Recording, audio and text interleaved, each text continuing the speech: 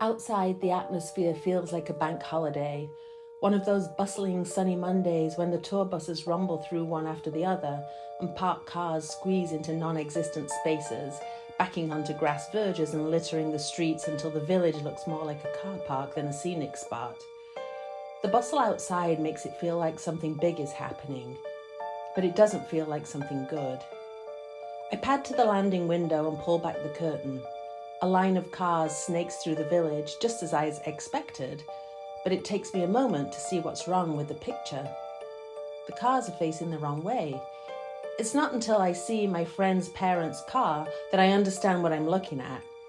These aren't tourists trying to get into Eyam, these are residents trying to get out. I pull on the rest of my clothes, run my fingers through the knots in my hair, and head downstairs to find out what's going on. The house is empty, which means Dad is undoubtedly out in the village in the thick of the melee. I jog out to the front door and into the street, trying to see where everyone is going. At the bottom of the village, right by the welcome sign, is gathered a cluster of people wearing fluorescent yellow jackets. Each has police emblazoned on the back. That curve in the road is notorious for accidents, people taking the bend too fast, and the stone sign has been rebuilt several times. Judging by the number of police, this must be a bad one. I have a fleeting thought about today's visiting ladies and venture a little closer. I want to know what's happening, but I'm afraid of what I might see.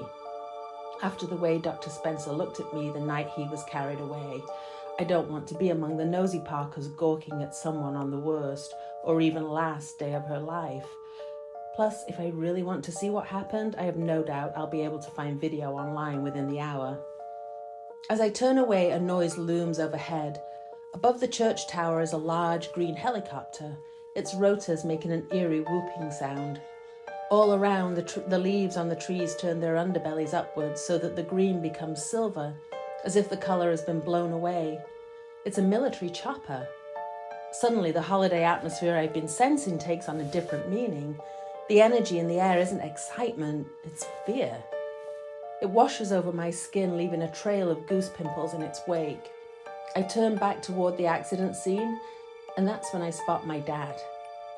He's standing in the middle of the street talking to someone, but the other person isn't talking back. He's shouting and flailing his arms. His body arches up, and even from this distance I can see fury radiating from him. He looks like he could kill someone, and the nearest target is my dad. I take off down the street, passing car after car, each one vaguely familiar. The occupants of some of the cars have climbed out and stand in the street looking toward the activity. I recognize some of my neighbors and someone calls my name, but I don't stop. I keep running toward my dad, and even though I have no idea what I'll do when I get there, my adrenaline keeps pushing me forward. Dad's attacker is Mr. Wainwright, the math teacher at my old school. I'm not sure I've ever heard him raise his voice before, except the one time when one of the boys in my class threw a pen at me, but hit Millie Talbot instead. I remember Mr. Wainwright losing it that day, but his yelling was a whimper compared to the fury that flushes his face now. Mrs. Wainwright stands by the open car door, and the faces of the Wainwright kids press against the window, their cheeks pale and their eyes rimmed red with tears. I cannot imagine what my dad has done to incur this wrath. "This is my family we're talking about, John," Mr. Wainwright shouts. "My kids. If your wife were here, you wouldn't think this way.